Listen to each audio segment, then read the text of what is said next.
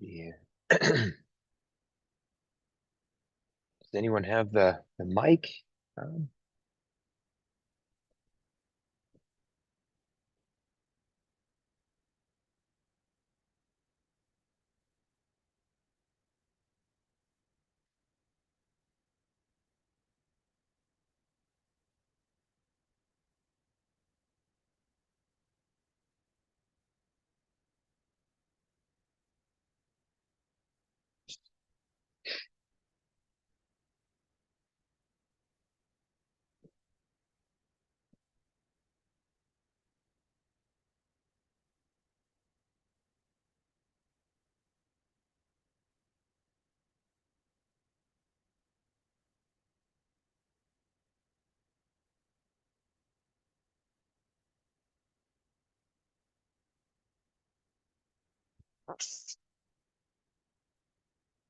No. We all talked about that. There we go. Okay, welcome everyone. Eventually. No, Welcome everyone. We're right at 3 o'clock, so I will go ahead and call our work session to order. Please note that all directors are here in person, and we also warmly welcome Tom Selhaska from Myron Construction. Welcome, Tom. Hi, everyone. Hi. And do I have a volunteer to read our mission and vision statements, please? Oh, I will. Please, Carol. At Decorah Community School District, we embrace student learning and well-being as our fundamental purpose. We will, in partnership with our students, families, and community, make the world a better place. The mission of the Decorah Community School District is learning, thriving, creating our legacy. The vision of the Decorah Community School District is we will be a collaborative, innovative, learning-centered organization, empowering students to embrace their personal strengths and create their future. Okay, next I'll accept a motion to approve today's agenda. So moved. Second. Okay, we have a motion and a second. Any further discussion or questions? Hearing none, all in favor, please say aye. Aye. Opposed, same sign. Motion carries. So we're here today together for a work session to talk about the elementary school project. And our primary task for today is to talk about our budget. Tom and his team have been working really hard to put together estimates. And this is after the emergent team, Nick and Patty, have been at John Klein Elementary and have heard what teachers need and making changes to that through the design development process. So Tom, I know that you can see a 360 of the room, but we have a few teachers that joined today to listen in. And they are also welcome to receive questions from the board. But without further adu, Tom, I'll let you take it away. All right. Well, thanks for coming, everybody. Yeah. Great group. Okay, so I figured, obviously we're here to talk about budget, making some prioritization decisions as we move from the schematic design budget to the design development phase. After the design development phase, you're going to have the construction document phase. So that's sort of step 3. So we're sort of between 1 and 2 right now. So I figured I'd cover a little bit about how the design is progressing, and then we could talk about schedule real quick, and then finally get into budget. So everybody kind of understands the backstory and why we are where we are, and we can hopefully work together to just keep everything rolling. Everything we have seen so far is very typical to the process. Nothing out of the ordinary. It's all part of it. So without further ado, let's let me see if I can share screen here. Let's see. Sharing is not turned on. You can share this. Okay, so I'll send a request to share. Drag this down here. Okay, there we go. There. All right. So yeah, like I said, I'll start. I don't want to steal Emergent's thunder because they're the ones working on the design, and they kind of like to showcase, what they've done to date. I'll just kind of give you some high level stuff. And then I'm sure this coming Wednesday when we do the fourth DD meeting, they'll have fun kind of showing you what they've developed. So this is the model. So some of you probably have seen my recorded updates, kind of taking you through some of the spaces as they right size and scoot things around to make sure that everybody's needs and constraints are being heard, and that we arrange all those puzzle pieces in such a way where we have the most economical and efficient design possible, given the operations of the faculty and students. So the biggest change, if you haven't seen a design update in a little while, this spot right here is the biggest change so far. So the second floor over on the west side of the building used to expand all the way out kind of above this area. It's got sort of the was once the library media center. Now it's kind of more the art room and a STEM room. But there used to be more sort of common space up there, things that sort of touch all the grades, special ed type operations and the like.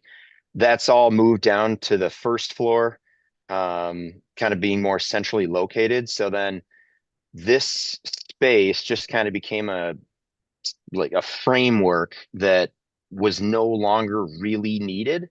So we were able to kind of right size the second floor and shrink that back, so that you'll see when we get into the VE log, I'll try not to use acronyms, the value engineering log, that is one of the things that we were tracking is if we can eliminate one exterior wall, one poured deck in between the floor, and one finished space in here, that we're already capturing some savings just as the design progresses through. So that's a big change. And then I mentioned in the video too that if you are accessing this model as a preview, you might see this kind of stuff out here.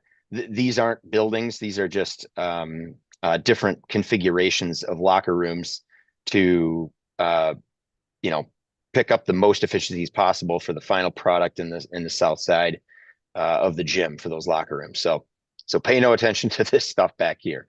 And again, that's emergence stuff. I don't want to steal their thunder. All right.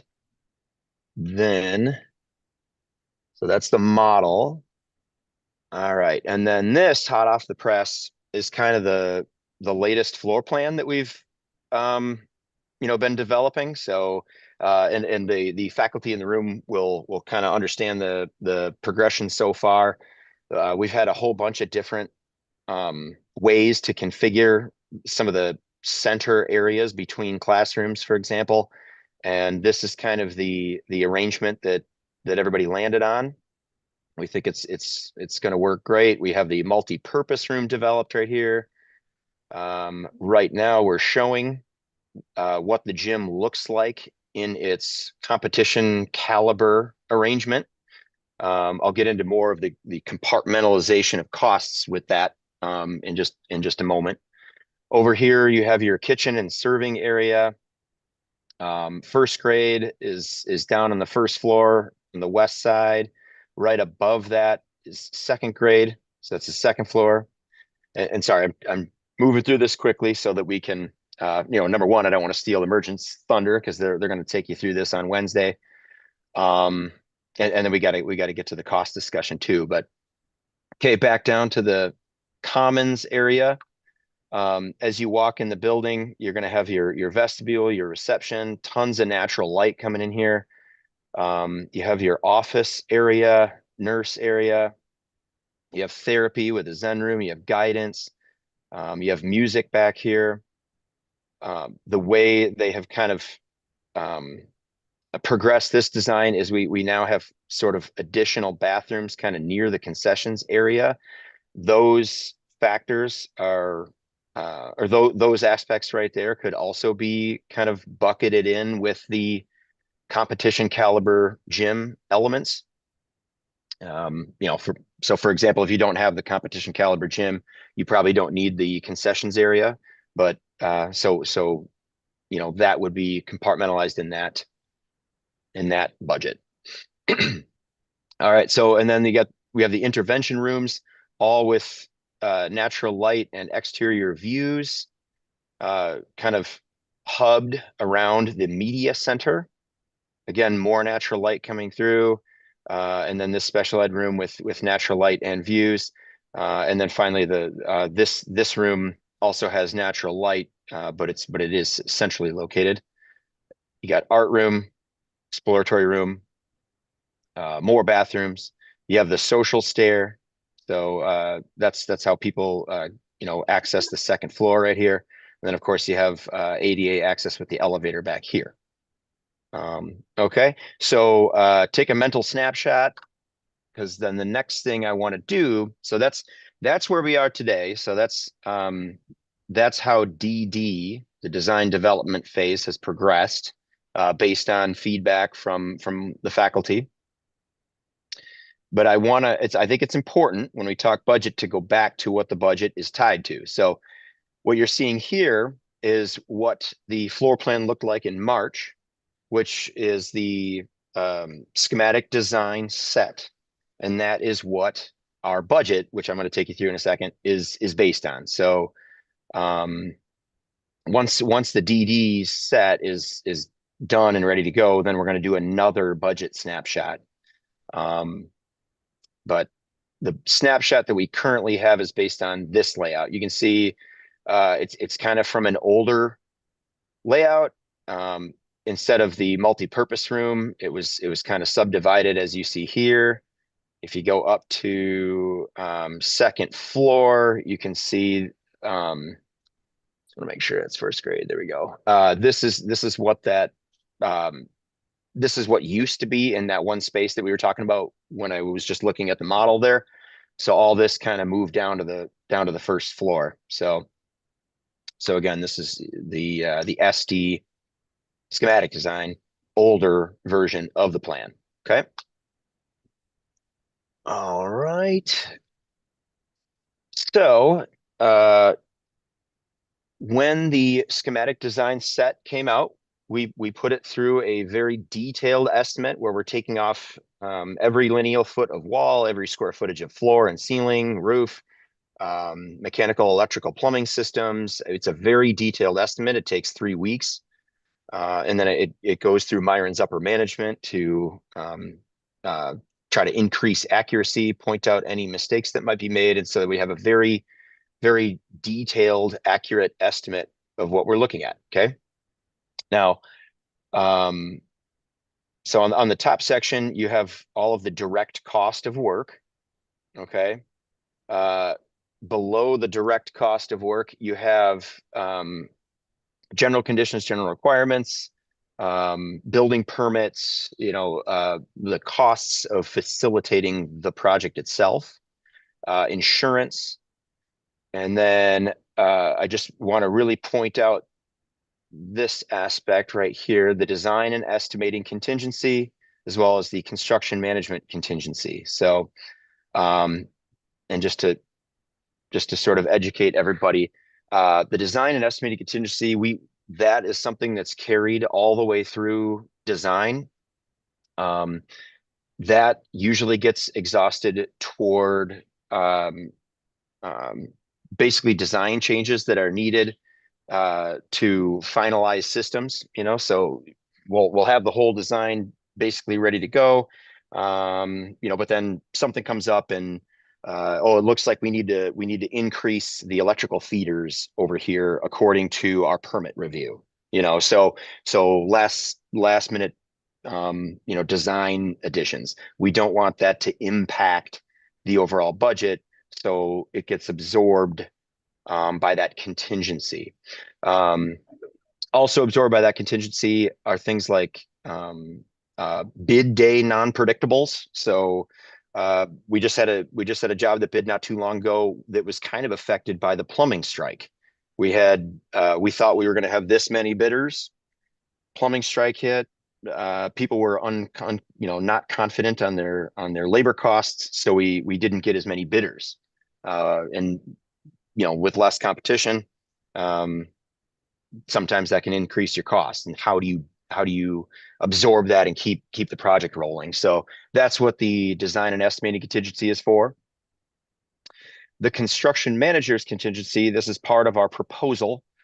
That is set right now at 5%. And that's like I said, that's based on our proposal, and that's based on establishing the GMP amendment at time of bid. So at time of bid, we will know exactly how each division of labor and division of the scope of work, we know how much that will cost. We obviously can't know the unforeseen conditions until we start digging into the site. And so to tackle things, to tackle unforeseen conditions without raising your costs, that's what the CM contingency is for. So, we run into a gigantic boulder and we got to remove it. Well, obviously there's no way a bidder could have seen that. So that's what contingency is for. And that way, we run this job without needing a change order. And then any monies not used during construction on the CM contingency is returned to the district. And most of the time, what we see is we break ground, use a little bit of contingency. We have sort of an exhaustion rate of the contingency. And if we're getting to a point where contingency is looking healthy, we feel confident that our risk is kind of behind us. And by we, I mean all of us, the district. Then those contingency dollars could be used toward other things in the job, niceties, and maybe adding some bid alternates back into the scope and things of that sort. Those are your dollars. So if we don't end up using any of it, it all goes back to the district directly. Okay. Okay, I got to keep moving here. Other soft costs, you got let's see, things like design, our competitive bid fee. You have the performance and payments bonds, and then we have some sort of what we call below the line things. So hazardous material testing and abatement. So that's for asbestos containing material abatement as needed on the existing building. Myron is, the general contractor is typically not insured to handle abatement. So that's something the district coordinates directly from a cost and contracting standpoint. FF&E is also below the line. And just because it's below the line doesn't mean that it's not in the budget. We have the budget down below, but things like playground, testing and inspections, which is always third party. Anyway, all that together gets to this 43,778,600. Okay. Now, with this project, we again, that estimate is based on this drawing, which includes the competition caliber gymnasium. On the next budget snapshot that we do, that'll be the DD snapshot, we're going to have the competition caliber gym entirely separate from the school at large, if that makes sense. Different funding source, different budget to manage. What we don't want is something like, oh, we have this competition caliber gym. We were going to have one scoreboard, but now that we have a competition caliber gym, now we need two scoreboards. And we don't want to remove something from the elementary school just to purchase that second scoreboard. They have to be separate. So if the competition caliber gym is having trouble affording their second scoreboard, then we need to look at something like an adjustment in one of the locker rooms or something to keep it isolated to just that bucket. Okay, hopefully that makes sense. Oops. Okay, so anyways, that's why, but the SD budget that was done, again, we had, one floor plan, so that's what got estimated. And so that's why you're seeing it all lumped together right now. But again, it'll be separated on the next budget. Okay. Dr. Crona, do you want me to cover schedule in this meeting or just go straight into the VE log? I'd say let's go into the VE log. Okay, sounds good. All right, Can I ask bear one with me. question, Tom? Oh, sure. Tom, can I ask one about the budget? The item that's design, let's see, the engineering and design. No, I can't find it. Oh, yep, right here. Is that Nick and Patty's fee for their services, or is that the engineering and design from Myron? That is emergence No. cost. Okay, Yep. Myron doesn't have any design and engineering fees. Our funding comes from our proposal, our construction fee, and in there we had a pre-construction fee and a 2.35% overall fee. But yeah, so we're carrying Nick and Patty down here. And so they're in the total dollar amount. okay, thank you. But yeah, And great your question. fees are in the total dollar. Say again, Tim. Tom, we kind of missed that, but you were explaining how your fees are also in that total dollar amount. Yes, yep, they're in the total dollar amount. This is all in basically. Yep. All right. Let's pull up the log. All right. And so some of you have seen drafts of the value engineering log, or sometimes you call it the scope variance log too, because you could have adds and deducts. So this is what it was. In the last few days, I have separated this because that's what we got to do. So we now have a scope variance summary log for the new elementary school only. Let me zoom in on this so nobody's squinting. There, that's pretty big. And then we also have a log for just the competition gym component. Okay. And so I tried to add a little description right here. This will be much more clear once the DD budget comes out. So forgive if it's just a little rough at this point, but we're gonna get there as far as separating the two. So essentially what you have with the competition caliber gym, this is what we're tracking basically, is an additional 4,500 square feet of gym space, additional 3,600 square feet of ancillary spaces such as the concessions room, additional locker rooms, the coaches rooms, training rooms, additional storage. Actually, I should probably put bathroom facilities. There we go. Okay. And then we're also exploring things that might indirectly be affected by this competition, or less directly affected by this competition caliber gym. For example, air handling unit, mechanical equipment.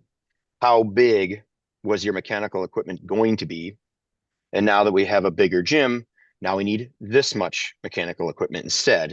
So those differences are going to be reflected in that next budget snapshot. Okay, so the ideas. All right, well, actually, let me bounce back to the new elementary. Okay, so now we're back down to the just the referendum project. A new elementary school, pre-K through second grade, 38 million. And how are we doing on budget in that regard? So according to the schematic design snapshot, we're about right here, and that's with the gym split out away from it now. So that kind of helps paint the picture. So you can see we're showing 2.6, a little over 2.6 million over budget. it is over, but we're within the range where it's not insurmountable. And I'll show you that in just a minute as we go through these options. But so the way this log works, let me delete this. The way the log works is we'll put an idea in here, we'll assign a value to it using our conceptual estimating department. And then if this team right here in this room wants to accept it or reject it, either or, it will be reflected down at the total at the bottom is how this works. So this cell right here is comprised of all of the VE options explored. If they're no longer valid ideas or they got rejected, they populate here. So then how many ideas do we have left right here? How many of those ideas were accepted and what is their value? And then how does that affect the new total after those value engineering ideas are accepted? And then again, bringing back down the original budget from above now, and then where are we after that? Okay.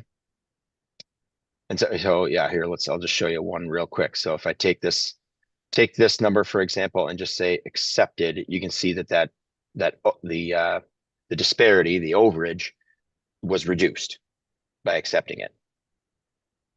All right.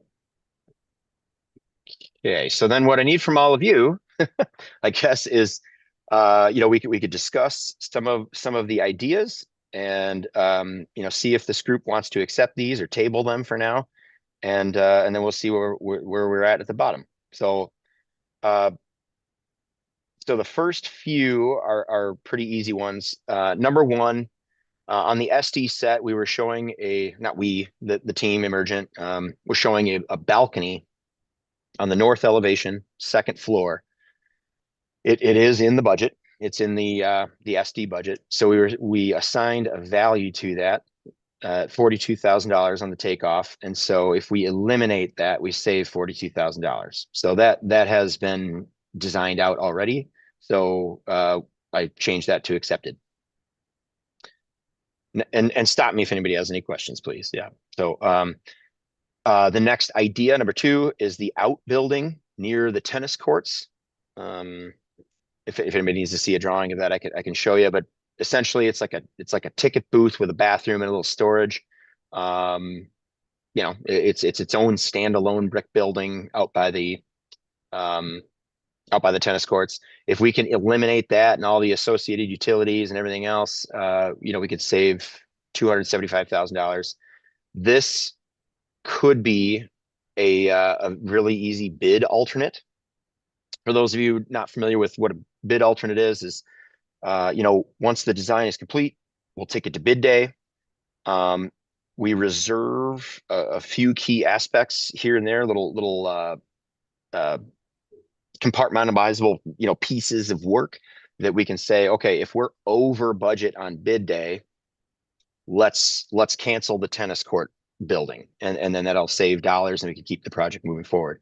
So you always want a few add alternates. So if we come in way under budget, we can sort of add things back in.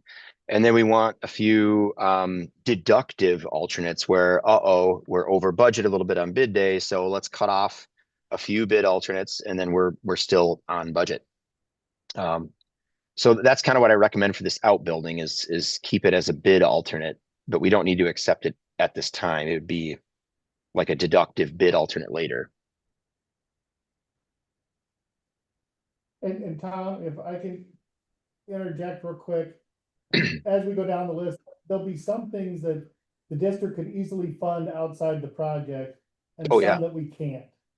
And I think number one is like, we're not gonna add a balcony after the building's built.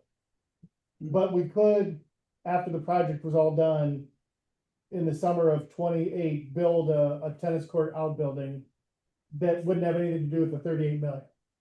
Oh, So absolutely. If something is green today, it doesn't mean it's not getting done. It just means it wouldn't be charged to the 38 million and it gets the 38 million back on track.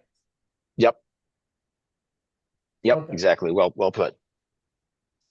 And that particular building, I think would be a good one for us to talk to the city about, because the city will be using those tennis courts in the summer, and that's something that they would be interested in having bathrooms and water there also, so that might be something Well, that. potentially, but the school district does own the land.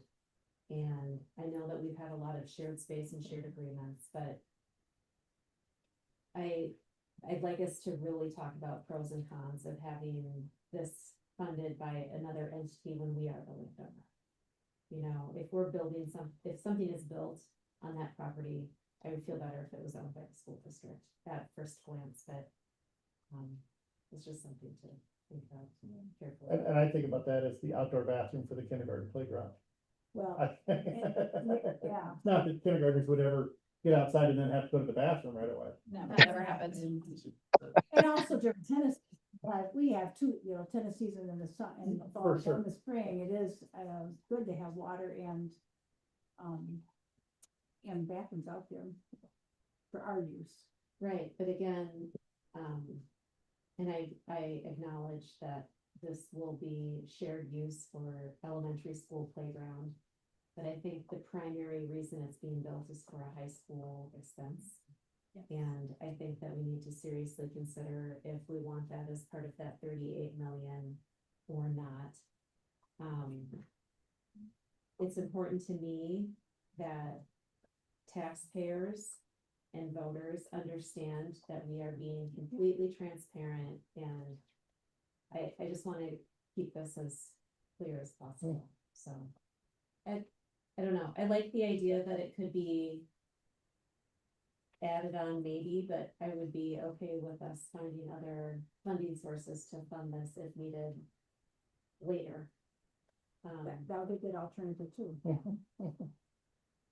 We'll let you go back to going through the list, Tom, because there's a lot on there, and I think some of them are easier than others. Yep, true. Yeah. Okay.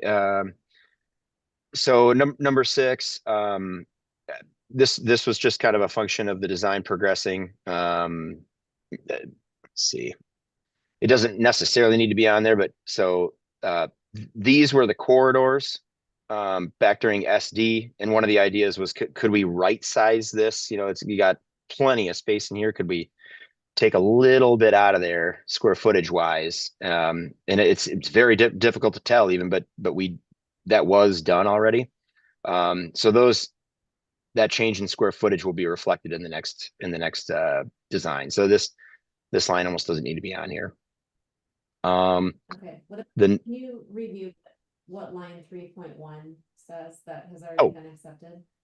Oh, I'm sorry. Yeah, I skipped ahead. Yes. So thank you. 3.1 is that northeast corner of the upper level. So eliminating that space from the building envelope. Again, that's this spot up here. All the programming that was in there kind of went to different other places. So this is no longer needed. For a minute there, we were wondering, does this need to be something? But the more we looked at budget and needs and everything else, the answer to that was kind of no. So that just in and of itself saved $500,000, which is great. You're eliminating 2,500 square feet of the second floor. So it's one exterior wall, one poured deck, and one interior build out with all the mechanical, electrical, plumbing associated. So that's a nice one. Here's maybe the first sort of decision making one. So simplify exterior treehouse elements. This is another sort of cost savings idea. Again, we were trying to fill a $2.6 million hole. So we were brainstorming lots of things. And forgive the colors of the model. These aren't the final colors of the model. Just please look in terms of shape. So these exterior treehouse elements, I believe there's 11 of them. There are 11 of them around the building. See how they kind of protrude out from the building, almost like an aluminum storefront of sorts. That's a it's a very nice detail. It's an expensive detail. If we can kind of create the same aesthetics by just playing with the wall panel colors instead of protruding this out. And you still have the same exact amount of windows, same amount of natural light, roughly the same look. That could save, significant dollars, upwards of 200,000 by the time you go all the way around the building. And again, here I want to take time out to kind of explain this too, is that whenever we go through this with the school district, we also try to be very careful not to cut out too much, to get the budget back perfect. Because let's say we do cut this out and then we get to bid day and we're $500,000 under, and then everybody's yelling at me because, Tom, you got rid of our nice treehouse elements and now we could have afforded them all along, so we don't want to run into that kind of situation. So something like this could perhaps be put into a bid alternate, but again, that's your choice too, though. If you absolutely must have this, I will reject the idea. If we don't care about the treehouse elements anyways, we can accept it. And if we want to make it a bid alternate, maybe we, just kind of put it on hold for a minute. So those are sort of our choices. One thing I remember from conversations last summer as part of the facility committee was that we wanted to, I heard from the committee that we wanted to build a school that met our programming needs, but we did not need granite countertops, for example, or we don't need the state-of-the-art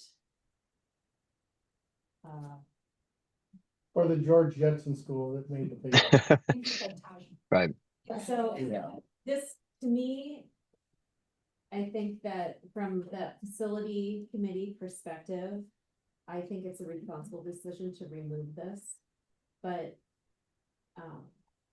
Tim, I know that, and you have some teachers here in the room, I know that you were in the design development conversations. What were you hearing from that? Well, there's the treehouse feature on the inside of the room that I think people like, but I mean, I don't mind looking at people's faces and saying the outside of the building, I don't think it's super, like, I think people are more excited about what the inside is gonna look like and having space and, and probably, I'm just throwing this out there, when we get down to playground turf is gonna be way more important than a build out feature. Okay. But I would, if the board wants to ask a question now of the teachers that took time out of their certification to show up, they certainly could. I agree that I don't think it's necessary on two folds. I think it adds cost, and I think 10 years from now, that's where your highest maintenance is gonna be on all those extruded features as far as water leaks or on a north facing wall, and I just think it's a pretty easy decision to save the money on that line item. So Tom, if that's flush against the outside wall, we still have the reading nooks that I think the teachers really like, those would still be included in the classrooms? Yes, you'd still have the sort of casework element of it. You'd still have the windows. You might lose about 6 inches of depth into, so some of the seating and bookshelves would move a little bit into the room. But it'd still feel the same. You'd still have the sort of interior here. Let me see if I can. Whoops. Sorry for the bouncing around. Oh, they don't have it shown on this drawing. Shoot. So like they have really nice ceiling elements in here to kind of create that look. So from the inside, it wouldn't look a whole lot different, but you'd probably, let's see here.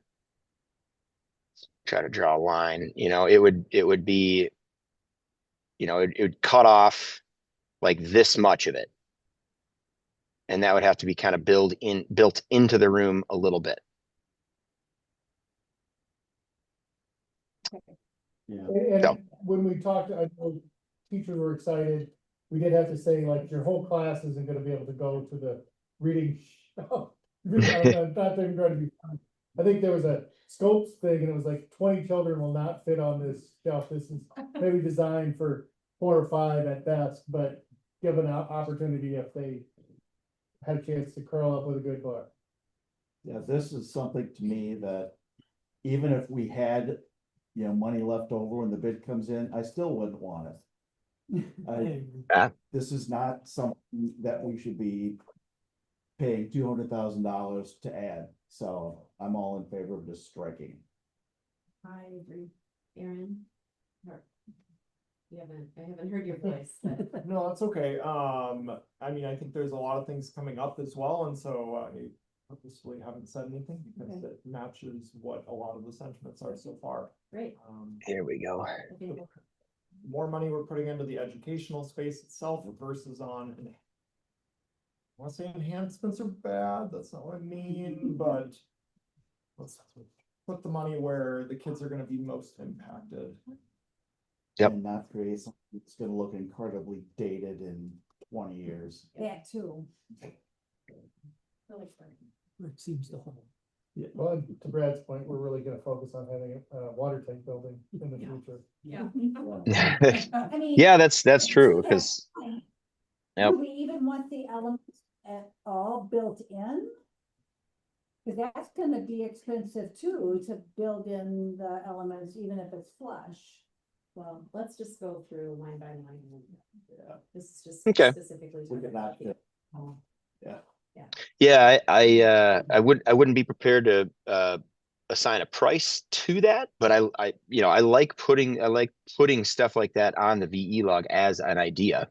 Yeah, all ideas are welcome. A lot of this is brainstorming. Try to figure out the best solution. Okay, so I'll move this to rejected for the time being. Like I said, there are ways to play with stuff. So like going back up to the tennis courts, for example, we could leave that in and take it out on bid day if needed. Something like this, you could take it out and put it back in on bid day if needed as an add alternate. So anyway, just something to think I about. think it needs to be, Tom, 7 needs to be green though, I believe. Accepted. Oh, which one needs to be green? 7 of them. Oh, number 7? Yeah. Oh, yeah, of course. We're Yeah. accepting. Yep, you're right. You're right. Accepting and rejecting. Yep. I got my own wires crossed there. Yeah. Nope. So yeah, accepting the savings. Yes, correct. Okay. Let's see. Oh, going from the SD set to the DD set, we had some slightly more complex storefront elements. Not a big deal, but like glass door and kind of a big, what we call a borrowed light here, this big window. Could we simplify this, kind of get the same function, just less cost? And that was kind of a no-brainer from the team. So what you're going to have is a door with glass in it, no borrowed light. And that saved. Oh, actually, that got taken out before we could even estimate it. So the cost savings for that is going to show up in the DD estimate. Okay, next one we looked at was eliminating turf. So right now in the civil plan, we have a lot of artificial turf in the green space at $210,000 worth as of the SD phase. And maybe I'll bring up the civil plan while we're at it. But if we can go without that and just do seeded lawn instead, it saves quite a bit. One thing to consider, we heard that on the south side of the site, because of that hill, all the big mature trees, that those areas sometimes have a really tough time drying out. So that's something to consider. Let me see if I can pull this up.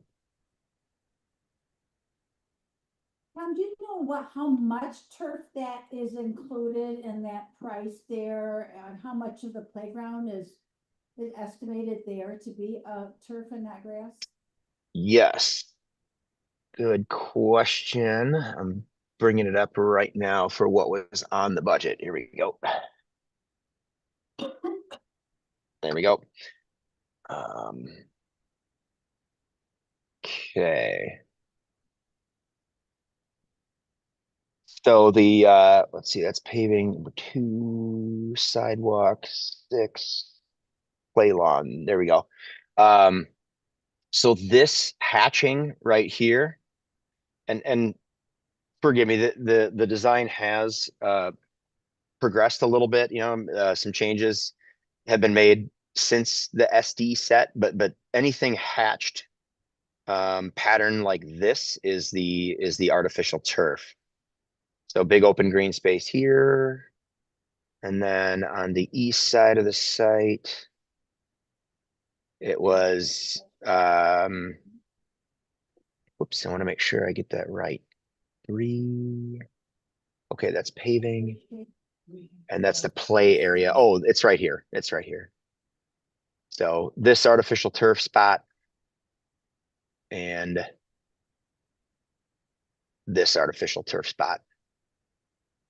But again, that's changed. You're looking at an old drawing. I want to get ahead of it too. This is no longer here either. This just showing how big this space is. That's gone. One thing I think about that is I really think the turf's a great thing and I think it could be done. I think it kind of falls in, like you said, it's something that the school could do. It's not structural. I mean, it could still be done maybe with other funding if it helped the budget. So whether it's on hold on this or whether it's an alternative, It probably would make sense as a really nice bid alternate. I mean, I think it, Okay. I wouldn't want to take it up. It seems like at the middle school, it's been very great over there. But I think it's a very easy thing to say, well, we could do that, but that's just my thought. I think anyone that has ever supervised recess duty in that space between the middle school and Carrie Lee would say, oh gosh, no, that's not gonna be grass, that's never gonna work. And as someone who has voted on 3 or 4 different hopeful solutions to that problem, none of which worked until the turf was done, I would get the turf done immediately. I think we would regret it the first rainy day. I agree. So. I just agree, do just it. whether you want to, how you want to fund it. or- Tom, what's the lifespan on turf? I know the Luther football field is turf, that's got a 10-year lifespan. What does this look like? I don't know off the cuff. I want to say we looked at doing this on a baseball field not too long ago, and I thought it was like 20 years. I thought, but you have to, there's certain maintenance aspects you have with it. But speaking of maintenance too, it's keep in mind you don't have to mow it or fertilize it or any of that kind of stuff too. I can get back to you on a lifespan though. I think that's good. That'd be a good thing to know. That's from the Carrie Lee, I think that's what I had in my head, it was like 20 or 25. Because it's different, it's not like a football field. It's not made for 300-pound people to tackle each other on, it's made to prevent a knee from. To shed water. Yeah, so the underlayment is nothing like a football field. There was actually like this plastic stuff that was then filled in with the tire and the stuff laid over it. Whereas if you tried to put that on like a football field surface, it would never work. But we certainly don't need to be having the 8 inches of sand and all this other stuff here. So I think the lifespan is very good with this. It's not as much to worry about replacing. Yeah, I know we're thinking about this as a very lengthy project in terms of duration. We want this building to last a long time, and so the other thought I'm just putting out there is that we will have to replace this turf at least once, if not more than that, over the longevity of this building. So just it's a down the road expense, but Yeah, good point. Yeah. So But I think there's an invisible cost too for not being able to use a playground space. So like if it's grass, we're mowing, but also time that kids are not allowed to use that space, that has an impact on their school day, their teacher's day, and, it's hard to quantify that cost. But it's just something I want us to consider as part of that too.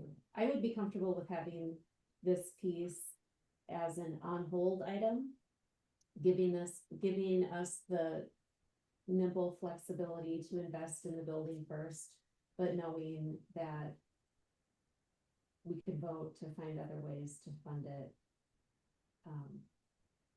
If it doesn't make it into the budget of the project. Okay.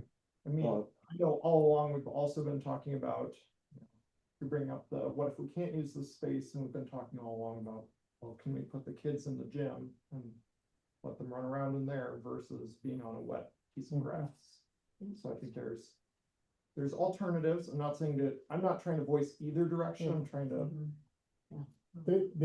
Probably to your point, there's more options there will be more options at the new Cary Lee than there were at the new John Klein than there were at Cary Lee and middle school on rainy days, with the tennis court, the hard surface playground, the larger gym to run around in. Not that that's against turf, but No, just it, Cary Lee and the middle school share that space, and it surely, yeah. That was a great idea to put that in there. I didn't see the vision for that until after it was put in, but yeah. I know Cary Lee and the middle school love it, but they also don't have the options that the new school will have. Okay. I think I heard an on hold, On hold, okay. For, if we do put it on hold, do we for now, do we accept it with the, with the plan that this does become a bid add alternate to add it back in? Because just in terms of like trying to, trying to get this to shake out down here. I mean, we could leave it to on hold. Like if the turf needs to be not a bid alternate and just it's in, then yeah, we could just put this on hold for now, and we can pull that lever if we need it. So we could leave it on a hold. That's fine. Yeah, I think it's ultimately something that needs to be included. Whatever we call it right now doesn't matter, but Okay. And I would think this is an absolute must, so why not just accept it? Or reject, whatever. Reject. Okay. Yeah. Reject the idea. Okay. Called at the same time as the playground. Yeah, exactly. We don't want to be building that in later. That's the big advantage of Okay, new construction. yeah, I see what you're saying. Okay.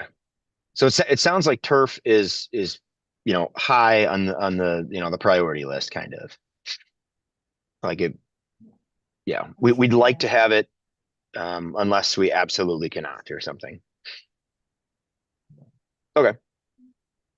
Now we'll have a bake sale. Nice. Okay, yeah, so I won't accept that one then. Okay, next one's actually a pretty straightforward one. But so there's a lot of masonry, exterior brick on the building. Standard brick is this standard modular brick that you're used to seeing. Kind of, there's a lot of that downtown Decorah. There's a different size of brick that's slightly bigger called utility brick. I actually think it looks really, really nice, especially on new commercial buildings. But a little bit bigger and fewer of them means faster labor to get it done. So utility brick is quite a bit cheaper than modular brick. Same colors, same grout, or excuse me, not grout, same mortar, I meant to say. So in our mind, that's a pretty easy one, unless somebody has a firm stance otherwise on that one. Is it the same durability too? Yep. I would almost argue that it has more durability.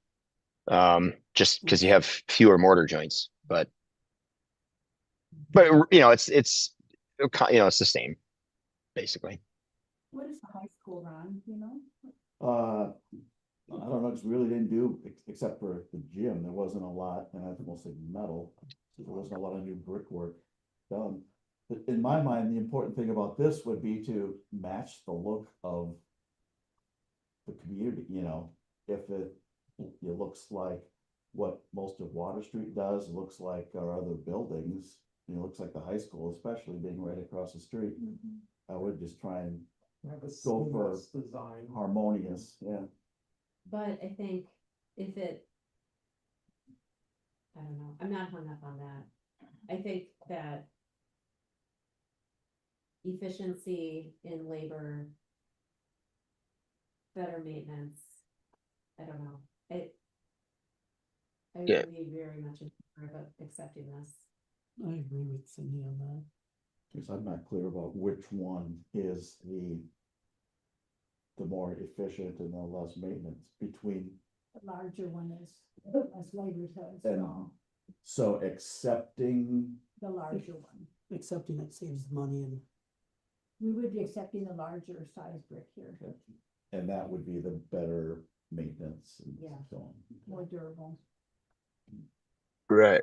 I'm bringing up Google Maps right now to see if I can tell from the road. I should have put a tape measure on it last time I was there. Gosh, that almost looks like utility brick at the high school.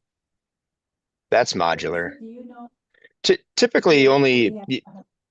you only run into sort of matchy issues if two walls are directly touching each other.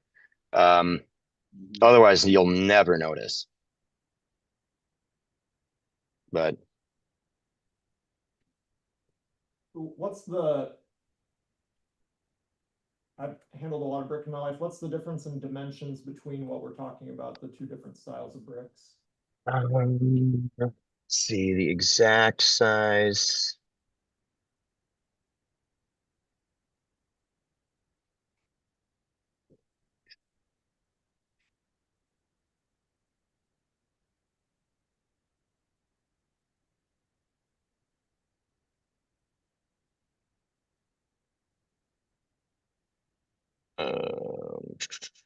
I just want to make sure it's exact. Okay, so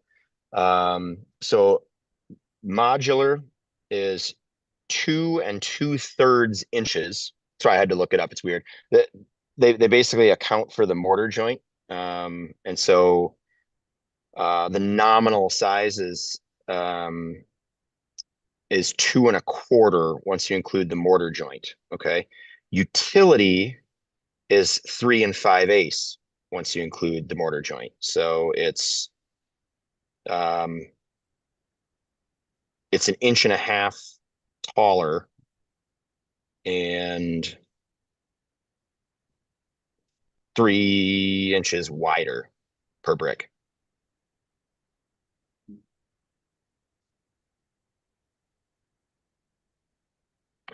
What if I can't bring up let's try this. Are we? My internal question, Tom, was more so like, I understand what, you know, brick looks like, and I understand what a concrete block looks like, and Yeah. where are we in between the scale Yeah. of the two? if we went to I this know- conversation, I- we probably wouldn't know. Would know. I don't know that you're gonna have to go too deep down the rabbit hole on this now. Yeah, I think it's a pretty. Yeah. Yeah, I think. But here we are. Whoops. Get out of my brick. As long as it's not like a. Yeah. I'm trying to bring up a photo. I'm watching a lot of concrete blocks going right now, and it's like, talking this size, are you talking, I see what you're saying. where in the size of a brick are we talking about? But Tom, the colors will match with the high school somewhat at least, right? Yes. That's part of it, yeah, okay. Yep. Absolutely. Yeah. I agree. See, you can see the kind of length here. This is the utility brick. And then this is a standard. So you can see it's the utility bricks are where they're the most noticeable is they're a little longer. There's 5 holes in it instead of 3. And no one's gonna see the holes anyway. Or if I can't, let's go to just straight up images.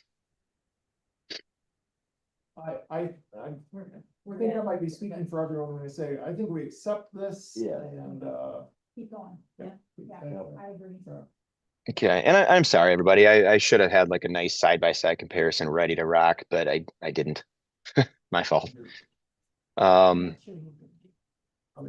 hey, Tom, I think we're all approving over here on the, accepting this change. Okay. Okay, sounds good. Excellent. All right, next line item. This is just something we're tracking, just so everybody, you know, kind of knows where it sits. Is right now we have the solar panels as kind of a clean bid alternate. To add solar panels all over the roof. Right now they're valued at just over $1 million. It's not in the budget currently, but you know, carving out space, it's something that we're trying to add back in. But right now it's just on hold for a minute.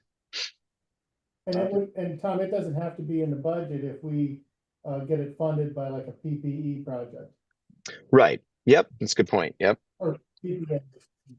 Yep. And that's a Yeah. very easy add later too. You know, it doesn't, you could add a solar array at any time. The structure will be built to handle the load because they Emergent knows that's coming and their structural engineers do too. So And we've had, I know that, Tim and I talked with Mike Ludeking to talk about opportunities for investors to help with the project and.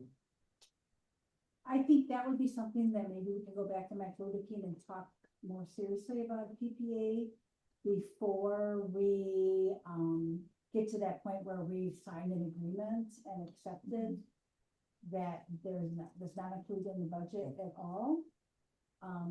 Because if I don't wanna just throw it up in the air and then hope for the best at some point. I think that we need to have some, assuredness that we're gonna be You mean able to like make this happen securing- in the community. Yeah, Securing investors and knowing that it's gonna happen. right.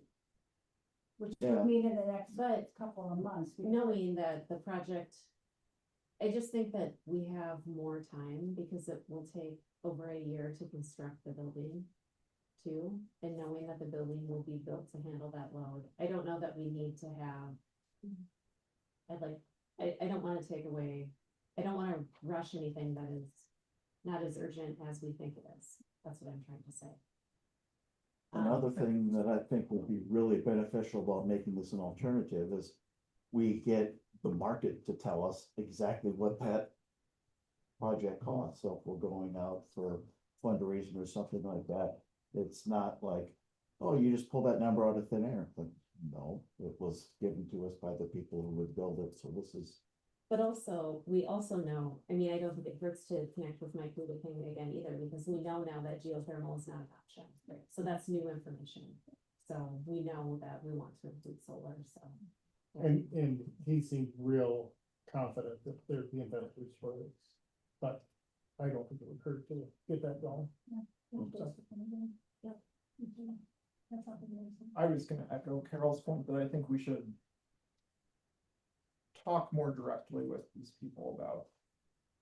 Let's, No, Yeah, that we want. yeah, let's get it established and then it's not included here, but we know it's part of the project. It's just. Yeah. Somebody else is investing in it. Yeah. And we're gonna reap. Yeah, certainly. But that being said. Knowing that we have other opportunities to fund that. I think it's okay to accept removing it here. I don't know that we have to do anything to it. I mean, it's It's not, already on, it's it's already on pending. it's not adding Right. anything. Okay. It's not. And there's not even a price in there Yeah. yet.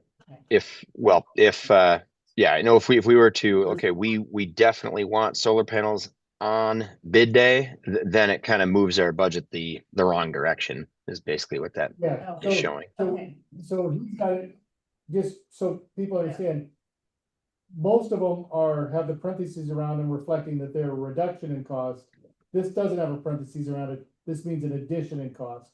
And that's Yep. only if the school wanted to fund solar panels, we could have it be an alternate, but as we talked about, we have community members that are confident that they will be able to do a power purchase agreement, and it will then become self-funded for the school.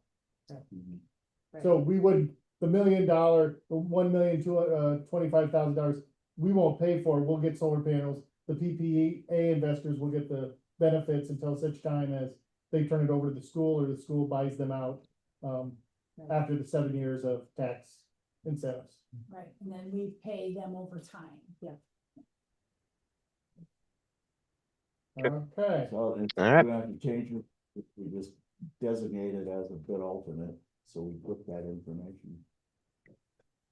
Yeah, I mean, do we have to do anything? I don't think we do anything with it now. It's not adding or subtracting right now, so, I mean, if we do nothing, then it doesn't change anything. Correct.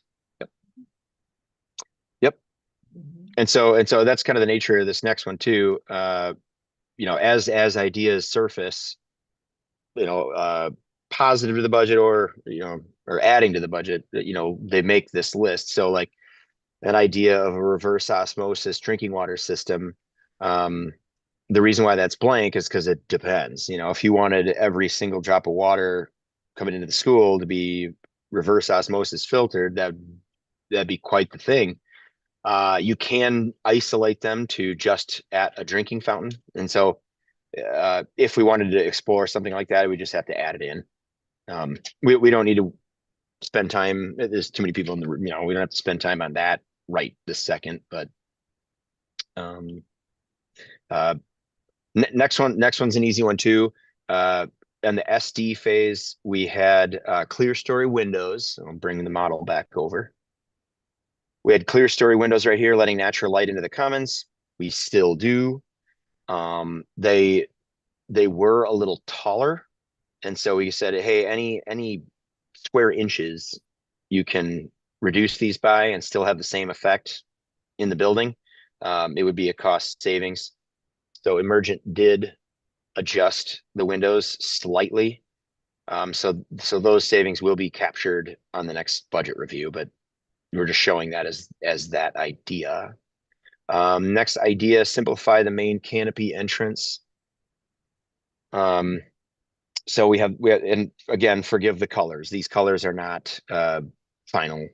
So they're just shown in there for 3D graphics. But if you could eliminate this or eliminate this or eliminate this one over here, obviously there's savings to be had there. So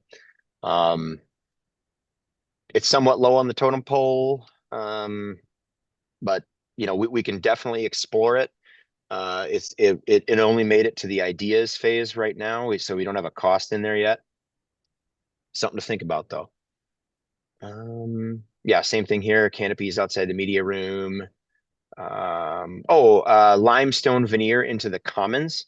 So I have to keep going back to the model, so I apologize. This would add limestone, not Come on. swapping away from limestone. It is.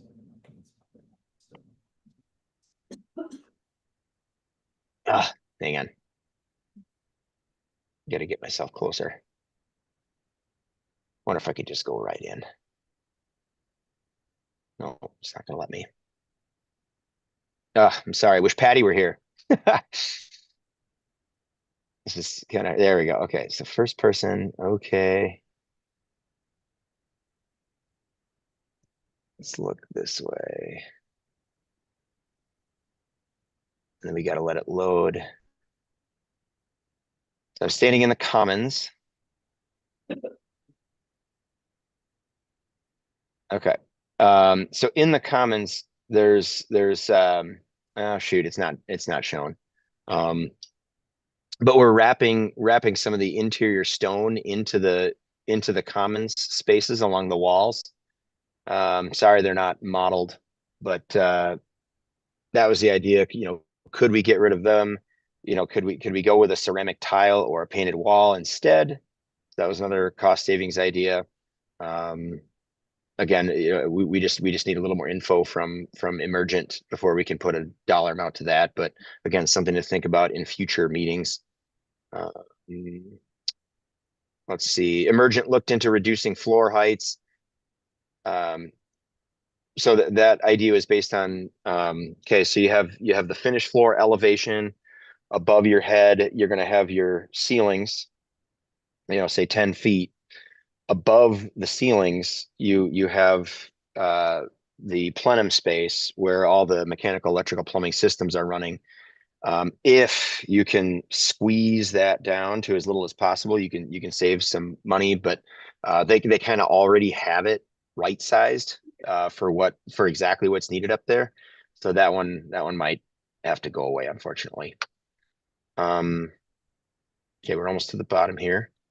Oh, this was an easy one. So let's bring up the schedule real quick to sort of show you this. So when we originally were kind of looking at the construction of the project, we sort of started from August and just sort of worked backwards, and then landed with starting to break ground this fall and go through the winter. But that was having us finish real early, so early that that everybody would have to switch schools either over Christmas break or spring break, and it just that's just not that's not what the community was expecting. So instead, we're going to go with one bid package. We're going to avoid a winter and then build straight on through, and then we'll be finishing up punch lists right in time for everybody to move out at the end of that school year in the spring of 2027, and then we'll take down the old John Klein and do the rest of the site work. So you could call that right sizing the schedule, if you will. But by doing that, we got rid of a whole bunch of winter costs and ground thaw and all kinds of stuff. So that was just an easy one. Okay. Remove the generator. So right now we have a generator in the budget. Basically, it's not a generator that will run the entire school. It's a generator that runs like the essential systems. So you're like your IT closets, lighting in certain spots, things of that sort. But it's a decent sized generator. It's a $150,000 generator. If we didn't need that, we could save those costs. And I don't know if we're ready to make a decision like that yet, but Do we have Sean, do we have generators like this in the district right now? The high school does. Only the high school? The high school. The middle school doesn't? Middle school just has a whole building battery bank. Oh. Middle school and Cary, they have a battery bank too. We have more than I thought. Do you have opinions about what's needed at this new school? The only question I would have is, it says no, not needed for code, but I know one of the questions was emergency lighting and making sure they were tied in with either a generator or a battery. Because when power goes out, you still need light to get out. So that was my question. So is that swapping it from generator to a battery system then, or? Tom, so did you hear the question of Yep. But from what I understood, the question is, if does that 150,000 include an alternative solution, a uninterruptible power supply, UPS to battery run the lights? And the answer is no. Basically, that is just to eliminate the generator flat out.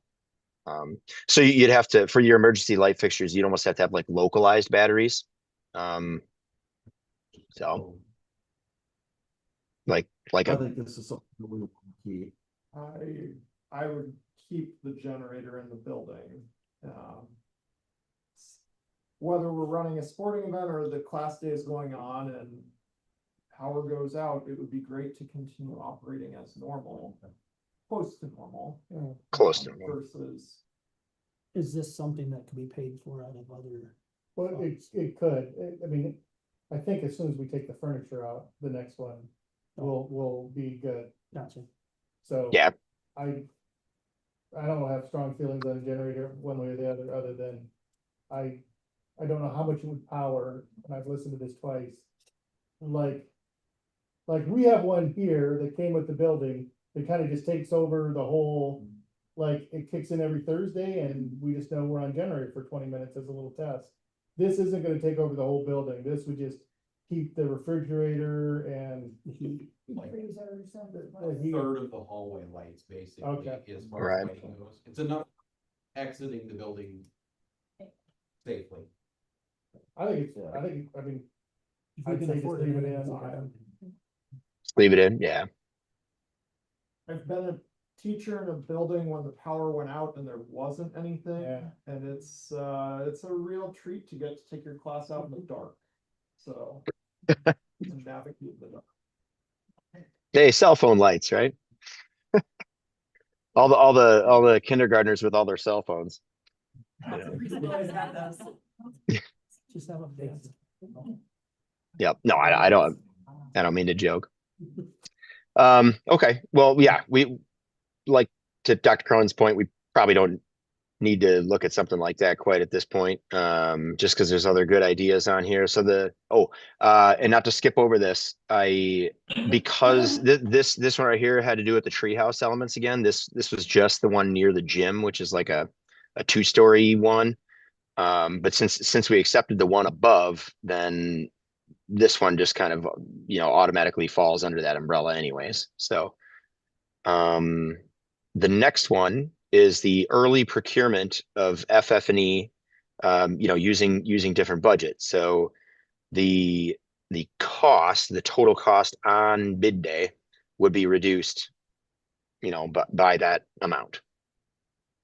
So, And we, Kathy was already, our business manager was already planning on taking that out of the Pepple Save.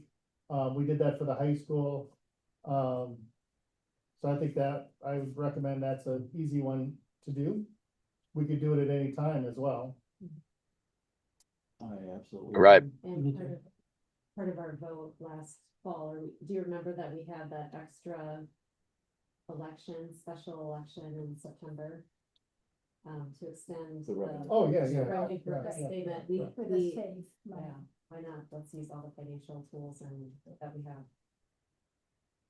So Tom, how are we looking right now? Right now, we're 356 away. So, well within striking distance. Keep in mind our design estimating contingency is like 1.6 million. So that's when I say striking distance, it means inside of that. But yeah, Not to so walk backwards a little bit.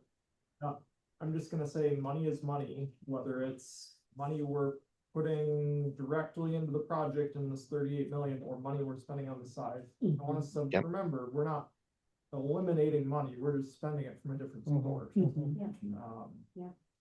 And also by spending it from a different source, we're not paying a percentage.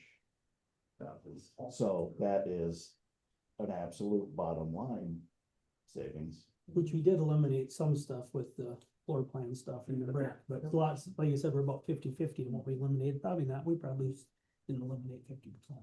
We're still spending it. And this PE, Tom, is not, I mean, we're not really considering the final design yet, so that there still will be continuing changes to this, and we'll have to look at it again before there's paperwork signing. yeah, we're very early yet. Yep. So the reason why we like to kind of have some of these discussions now is that between the schematic design and design development sets, it's really easy to make big changes. Once you get to like construction documents, it's really hard to say, like eliminate 2 classrooms. just before bid day. That would be very difficult. That'd be hard from a design standpoint. So we do basically this exercise at least 3 times throughout the thing. So one right now between ST and DD, another time between DD and CD, and another time between CD and bid day. And so usually the items on here get more and more minute. Yeah. Are there some things on that list that you said are pending that will change on the next budget after next week? Is some of that you expect, like some of those ones that say pending, like that we didn't make a decision on the canopies and stuff? Yeah. Yep. Those will still be on the That's- table. Yep. So if the DD set comes out, we run it through the whole budget process and we're over again. Then we gotta kind of revisit some of these other ideas that we didn't quite get to. So we talked about turf today. I just want to ask the question, is the playground equipment, is all the, we'll call it external play structures, etc., is that included in this budget? Yes. So right now we have a $500,000 allocated for playground equipment. That's something we could do, like the furniture. Yeah, that's not on the DE list, but that could be on the DE list, knowing that we would, just like the furniture, we would get playground equipment and that's a possibility. I just wanted to make sure it was included. I'm not trying to state that anything needs to happen up here. Do we want to talk through the last two that have dollar amounts affixed to them at the moment? Sure. Yeah, that works. So sort of similar to the FF&E conversation. Well, we have the bleachers. So the bleachers in the gym. In the overall budget that we have the bleachers for the competition caliber gym. So if we were to do a future procurement of those, and so we don't buy them on bid day, and we accept that, that would reduce the bid day cost. I split that up into the 2 different buckets, if you will. So this would be about the value of bleachers if we went back to the normal elementary school gym. The competition grade portion of the bleachers I put over here on this other log. Could you So tell us, I can't see the prices of those. Could you tell us what the 2 figures are on those? oh sure, yeah, it's so 183,680 plus 78,720. And that's basically a split. Here, I'll go back to. So the 78 would have been what the original cost would have been for 300 students to sit on a. No, Yeah. the opposite. 183 is. It's reversed. And I can check with Emergent on the population that would have been in there. Right now, I have it split that you'd have seating for 900 in the elementary gym, and then right now the competition grade gym, I think your seating is 1,315, if memory serves. 1,312. I wrote it down. Thank you, Tom, from the past. Anyway. Why do we need them? Yeah, so we would have probably like 350-ish maybe when we At had the the high school, but I guess like what we're kind of wondering is why we would have bleachers in the elementary. Where's that part of the? It was part of the original, Can we there was just gonna be a knock gym in off? there with bleachers, Do we? so, and that could be a discussion as well, whether it comes out of the 38, but it was originally before the board supervised the gym, it was part of, there was a gym in there with bleachers on one side. I think 900 was a very high estimate of what the bleachers we would have put into the, this project before we did the enhanced gym. Okay. So Yeah, we I can Please, adjust so that for sure. there's needing to be adjusted. Yep. My thought on the bleachers is I would include that in our plans. I wouldn't try and buy them separate or. Oh, yeah, I'd move forward with doing it now. If we're gonna do it, that way they're building around the bleachers instead of trying to bring bleachers into the building that's already constructed. I've watched that in reverse and I would just advocate that we purchase them. And But with this we fund, include it out in the of funding. perspective too, it's like Yeah. the mobilization for them to come in with all the equipment, set something up, you're gonna pay more, of course. Yeah, I think we wanna do this now, not trying to, Break it up. yeah, do a bid later for it. So I would reject, my opinion would be to reject the future procurement. I would ask that we redo those figures before we make a decision on that one. Because I Okay. think that figure was here. Okay. Yeah, I mean, I could, while we were talking, I switched it to say that only 30% of what we're showing for bleachers would be needed and 70% is for the competition grade. I had it the other way around at first. And that was basically, that's only based on what the SD set was sort of showing. Oops, is that the right one? Actually, this is even after we started looking at the competition grade gym as the SDs. Well, yeah, of course. I looked at like a really, really, really old print that had bleachers shown on back when it was a normal gym. Here's an example from another school. We just built this elementary school. Similar size. Where?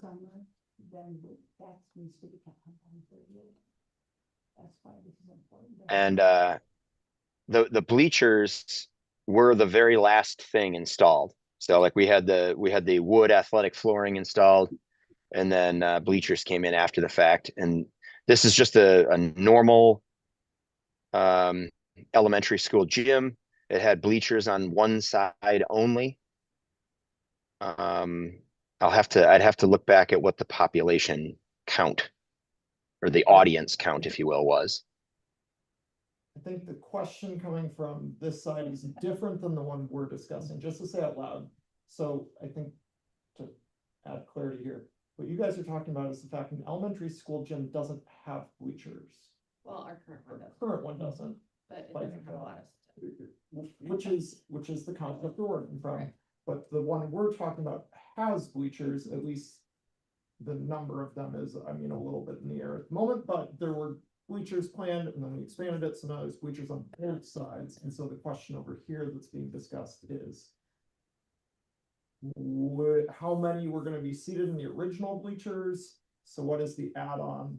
And the add-on needs to be affixed to the other, to the 3.1 million. yes, to the 3.1 million. Right. We're getting happy as if the original was like 600 or 9, like how many was the original going to seat? Yeah. I thought it- That's what we're trying to figure out. That we needed a gym that was gonna be able to meet the community need, which was bigger than the multi-purpose room. What is the middle school seat? It was gonna be, I think it's It was around gonna- 900. yeah, it was gonna be a little bit more seating than the middle school originally. About the same. I'm a bad estimate, cause I don't know what that middle school seats. but I don't think my brain on trying to count. We had all of, when I taught there, we had all of our grades sitting there at once. Yeah, For no, yeah.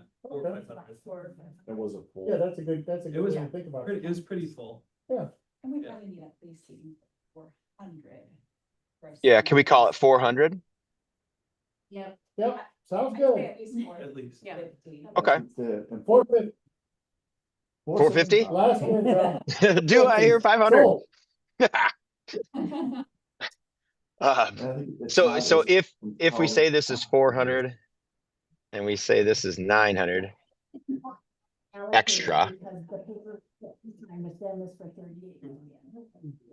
Yeah, well, I said, That's our budget Or the school. assign it however you want, I can care less, but we need to put these, the bleachers in At the same time, at the same time you build the building. because we could assign it. We don't want to break if we needed to. Mhm.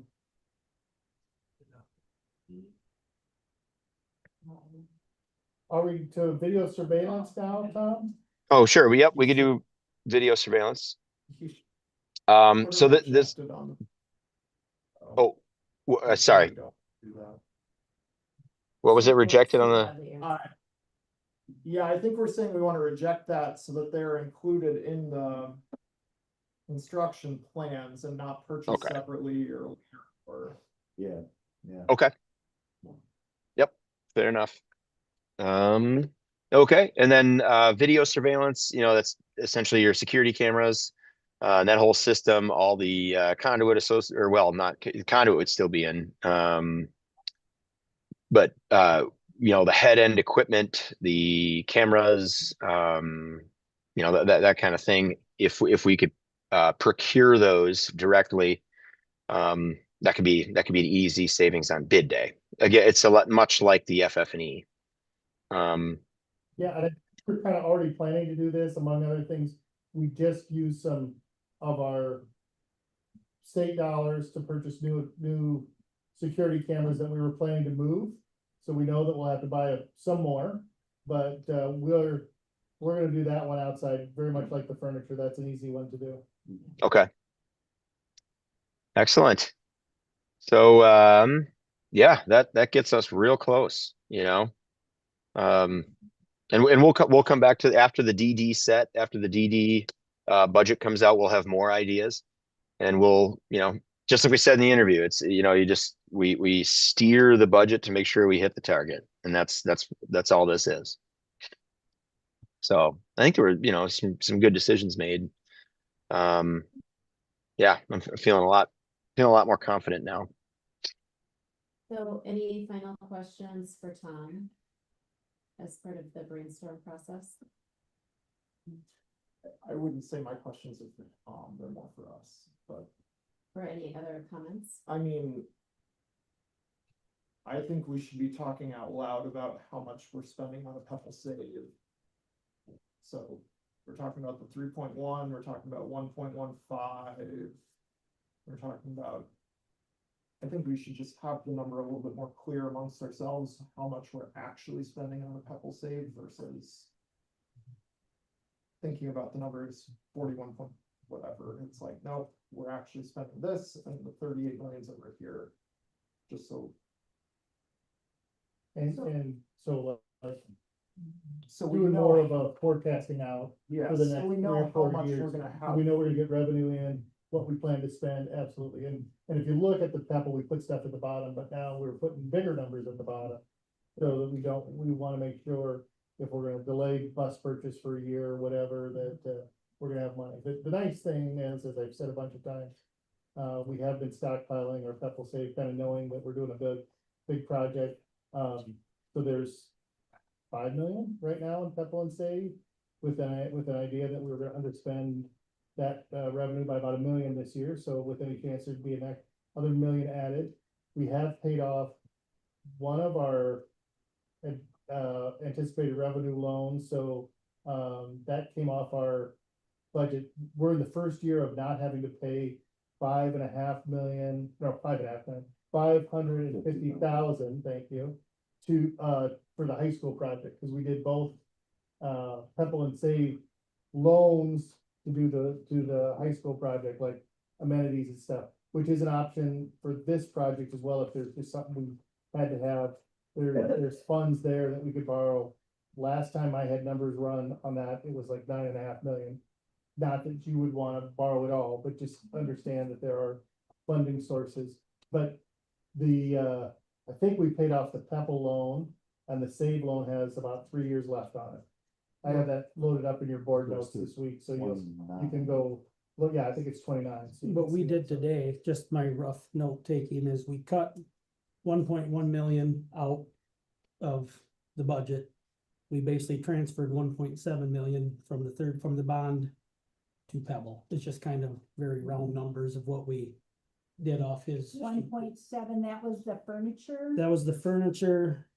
That was the tennis court shed that we put on hold. You know, we might, so that one could be put somewhere else. It was the furniture and the tennis shed was, and then the video surveillance. Right. And the tennis shed is currently in the document, It's just on hold, yeah. yeah. So Yeah. that plus 3.1 million that we're using for the gymnasium and the locker rooms and the concession stand. Would go So on that top of puts us at 4.8 Rough, that's very rough. roughly that we're looking at using Pepper and Save funds now. Like you said, we did cut 1.1 out of with the balcony, the second floor, the taking out the exterior wall, the reading nooks, the utility brick, and then the moving our construction schedule, we saved 1.1. Yeah, I'm thinking about it from a long-term standpoint of, okay, if we spend, if we're allocating, let's call it 5 million. We're allocating 5 million Pebble Save now for this. What does that give us long-term? How does that impact our summer projects, quote Right. unquote, moving forward? Exactly, The next roofs, the next buses, etc. because that is our fund to That's it. maintain Everything. and, right, and we don't want to completely We expend. don't want to exhaust No, it. we need to be So we didn't, conservative yeah. too, and that was, again, referring back to our facilities committee. Yeah, that was the Professionals, reason to go. they decided to go with the 38 million, so we wouldn't have to completely deplete our Pebble Save. For these long-term needs, I so. think, I hope we're about done with roof projects for a few years. Right. So I was wrong on that, Carol. We should moved knock on 1.3 something. to Pebble Save, because I had the tennis court and the turf, and he left that in. Tennis court's on hold. But in the turf, we left in. And Tom, I guess the other thing is, we've got some blanks here still that we can still review, and we might see some, if we add them into the project, that's gonna draw down. That's gonna get us even closer to 38 million. Yeah, yep. Because we didn't, the limestone veneer in the commons that's in the budget, all the fancy canopies. I mean, there's a lot more levers to pull, and so I think, it's a prioritization thing. What does the district And- value? And of all the things here, like the structural things are the things that we need to decide on sooner than later. So, because like if we're not gonna build the second floor, we need to do that, we need to know that sooner than later. However, other things could be added or taken away or added later as well. 'Cause you guys, we need to get, Nick's gotta be able to move on from, I guess, DD to the next phase, and we have to get stuff ready to be drawn up to bid, and we have to know if there's a second floor or not. Right. Chuck, a little piece out of the second floor. It's like, where am I going? 10, it's all 10. Great, yeah, on the turn. But yeah, there's some that are, so what's the need or the time constraints for structural things? How soon do we have to have those decisions made? Well, probably mid-month. Yeah, are you talking about like, the official eliminating that like northeast corner? That they would need I to know. guess so, yeah. What's that? That might be the only one that Right. holds up the Yeah, planning. the canopies or the limestone, those could come later, 'cause Yep. you're not gonna build the canopy. Yep. But you are gonna build the second floor. One Yep. other thing that, I don't know if this is something that, is really part of the discussion here, but just knowing the chaotic nature of our economy right now, and tariffs or no tariffs, and what in the world's going on, are we doing whatever we can to, I guess, get things done before everything else goes to the handbasket? What can we Like purchase buying under structure or the buying current cost steel? versus what it Yeah. might be in another. Exactly, get the steel is a big thing that comes to mind, or Wow. They're even furniture, you know, I don't know where it comes from. Right. I would say the FF&E. Yeah. Yeah, it's like, what could we do to protect ourselves from the future? Right. Yeah. Tariffs are a tough one. We haven't seen the market react, in like a dollars and cents standpoint yet. Our budgets have still been accurate on stuff. But to your point, it's not to say it will be like that in the future. Really, what the things we got to look out for are things that America is not very good at producing, such as like light fixture components. Um, some of the kitchen equipment components. And then, yes, the steel market could be impacted too. I mean, there is American steel, so you can get steel that doesn't have a tariff on it, but um, it could add expense, and that will lift all the boats. You know what I'm saying? So to your point, What can we is do? the faster you can do, the faster we can move, the better. I like these ideas of early procurement. I think that's good. We could release some early bid packages to pick up some of the um, like the generator, for example. We could buy that now and just have it waiting. Mechanical equipment. So anytime you can do like an early bid package where we could pick it up like this summer sometime instead of waiting for the fall for the bid day. Um, those would all help. I think that would be good. And I think we need to continue to be grateful that we passed this school bond when we did. Yeah. Because so much has changed in the state of Iowa and globally. We're in a really good spot, so we just need to keep chugging forward. So with that being said, I'm wondering, item number 6 on our agenda is possible approval of budget amendments for elementary school project. Does the board feel comfortable in formally approving all that we talked about together today? Do we need and if we need, I don't know if we need formal, because it sounds like there's gonna be more to come in this budget process, Tom. Next week. Yeah. is gonna be the new budget. So I feel like we were in agreement on each of the items that Mhm. after our discussions. I don't know if we need an overall. So we're not ready for it. I'm questioning. I don't think we need a formal vote for I this. don't. I think the only thing that Tom needs to know is if we really wanna do that second floor bill. Is Yes. that right, Tom? Yes, correct. That is the only one that I need a decision on. We could agree to the concept, like the board's in agreement, this is the current plan, but we should probably acknowledge or understand that right now it says we're not building the second floor and that saves us $500,000. I mean, I think we could, like you said, almost the stuff we accepted, we're good with. Can he move forward with what we've talked about in his spreadsheet today and just go from there? Oh, yeah. We need to vote.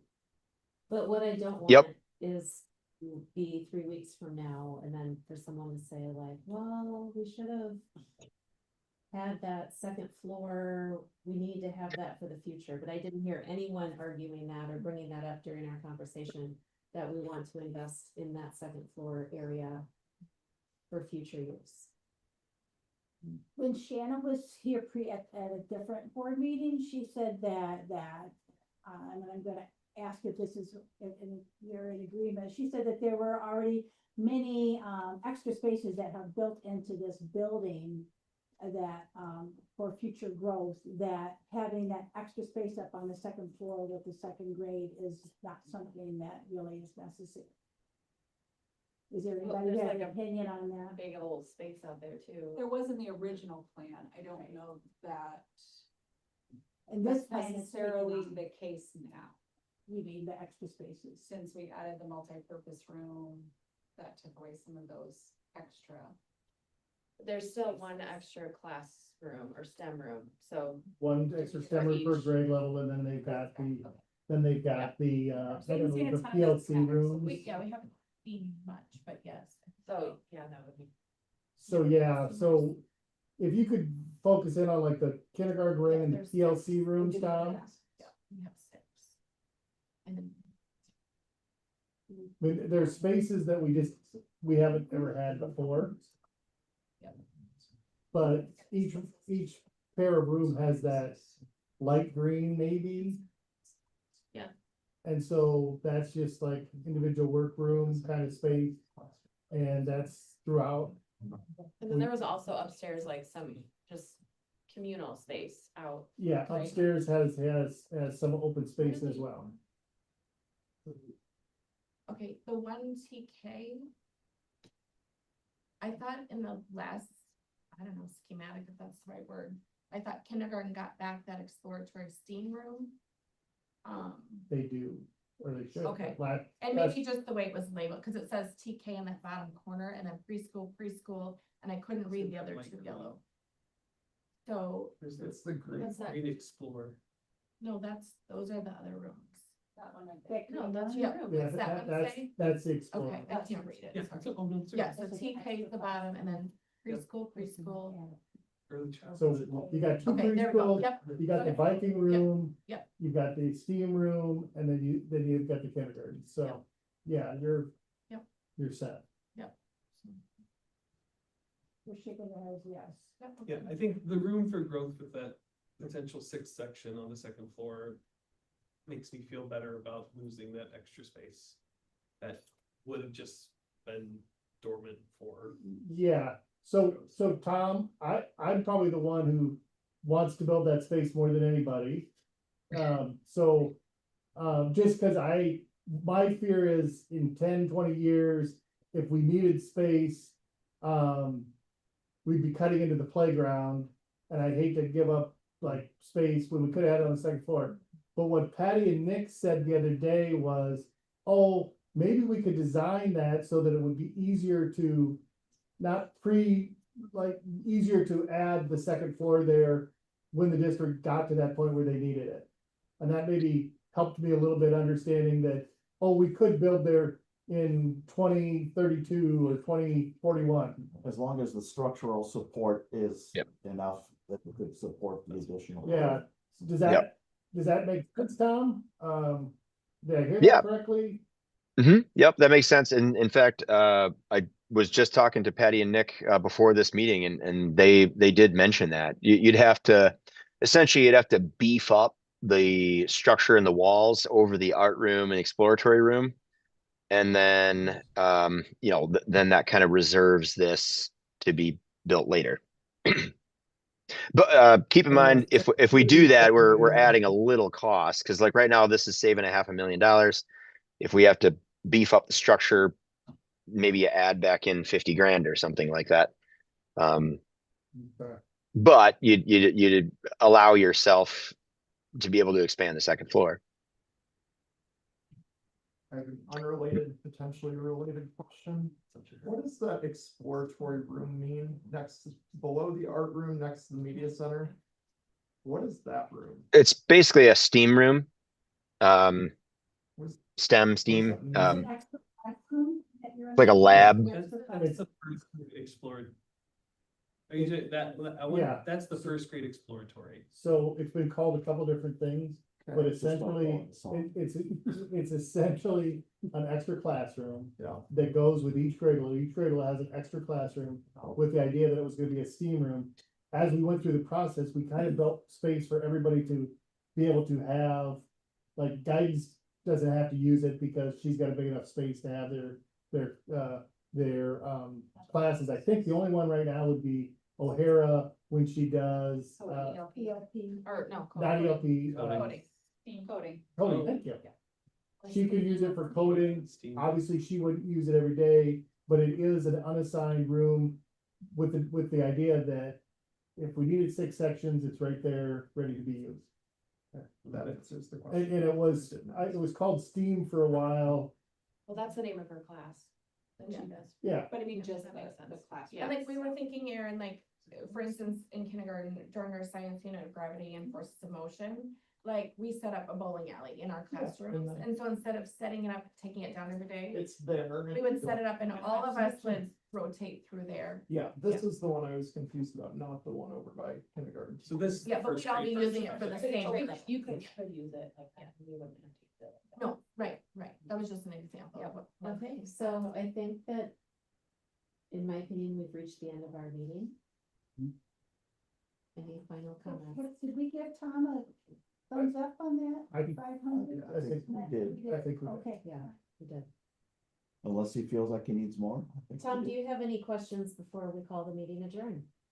No, I think everything was answered. Are we Yeah. planning to meet tomorrow, Tom, at 11? Is that? Yeah. Yes.